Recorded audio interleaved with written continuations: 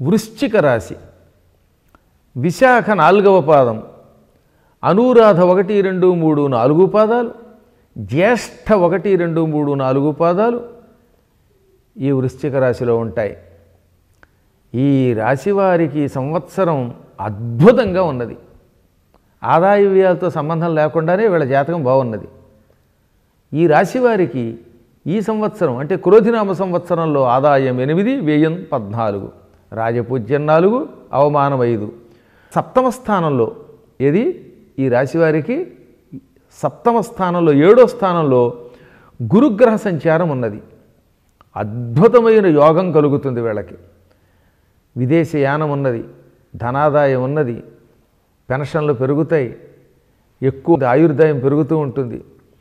వీళ్ళకి ఒకటే ఒక లక్షణం, ఈ జ్యేష్ఠ నక్షత్రం వాళ్ళకి అన్ని శుభాలు కలుగుతున్నా నాకేదో అశుభం కలుగుతుందని ఒక బెంగ మాత్రం ఉంటుంది. ఇదొక్కటే తరచుగా వీళ్ళకి వెర్రి నెత్తికి వస్తూ ఉంటుందట.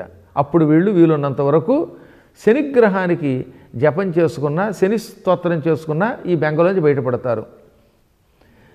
కోణం నీలాంజన ప్రఖ్యం మందచేష్టా ప్రసారిణం ఛాయామార్తాండ సంభూతం నమస్యామి శనైశ్చరం.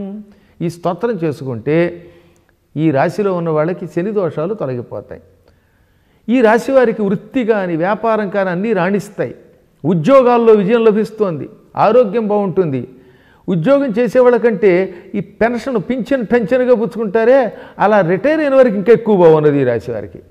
విద్యార్థులకి తరచుగా చదువుల్లో మాత్రం కాస్త ఆటంకాలు వస్తూ ఉంటాయి.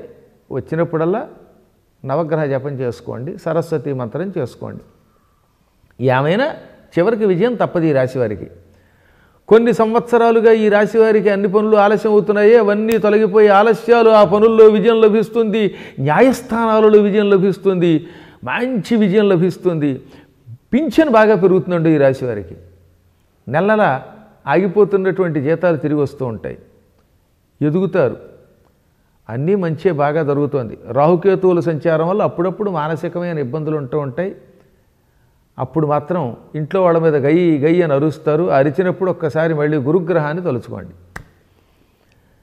సంతాన విషయంలో మాత్రం కొంత చికాకు ఉంటూ ఉంటుంది. ఈ రాశి వాళ్ళకి కొడుకులతోటి కొంచెం తగాద వచ్చే లక్షణం ఉన్నది. కూతుళ్ళు ఉన్న వాళ్ళకి ఎక్కువ లాభం ఈ రాశి వాళ్ళకి.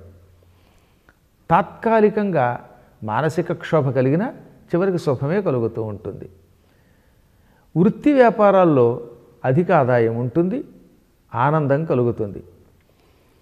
ఏ విషయంలోనూ అనవసరమైన వాదోపవాదాలు చేయొద్దు. ముఖ్యంగా భార్యతోటి భర్తతో భార్య, కొడుకులతోటి తల్లిదండ్రులు, తల్లిదండ్రులతో కొడుకులు, ఇలాంటి వాడు ఈ రాశిలో ఉన్నవాళ్ళు తగాదాలు పెట్టుకోకుండా ఉంటే ఎక్కువ సుఖం పొందుతారు.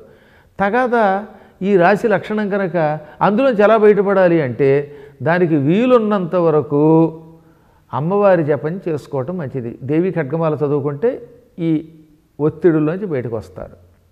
వీరికి ఆకస్మిక ప్రయాణాలు ఉన్నాయి, ప్రమాదాలు ఉన్నాయి. దూర ప్రయాణాలు చేస్తారు. ఎవరైనా వీలున్నంత వరకు ప్రయాణానికి వెళ్ళేటప్పుడు హనుమత్ జపం చేసుకుంటే కష్టాలు తొలగిపోతాయి. పిల్లలతో, కుటుంబ సభ్యులతో సుఖంగా ఉండండి, తగాదా పెట్టుకోకండి. నిరుద్యోగులకు ఉద్యోగం వస్తుంది, కొత్త వాహనాలు కొనగలుగుతారు. సోదరుల వల్ల ఎక్కువ లాభాలు కలుగుతాయి ఈ వృశ్చిక రాశి వారికి. కేంద్ర రాష్ట్ర ప్రభుత్వోద్యోగులకి మంచి కాలం. ఇక స్త్రీలకు ఇంకా ఎక్కువగా బాగున్నది. ఈ రాశి వారికి వాహన యోగం బాగుంది. అధికారుల వల్ల ఇబ్బందులు వచ్చినా చివరికి వీళ్ళదే పై చేయి అవుతుంది. అదృష్ట సంఖ్య వీళ్ళకి 9. దీంతో పాటుగా నవమి తిథి, చతుర్దశి, అష్టమి కలిసి వస్తాయి. వీలున్నంత వరకు వీళ్ళు గణపతిని, కుమారస్వామిని, హనుమంతుడిని పూజిస్తే ఏమైనా ఆటంకాలు తొలగిపోతాయి. ప్రయాణానికి పెడుతున్నప్పుడు మాత్రం ఆంజనేయుడిని తలుచుకోండి, శుభం పొందండి.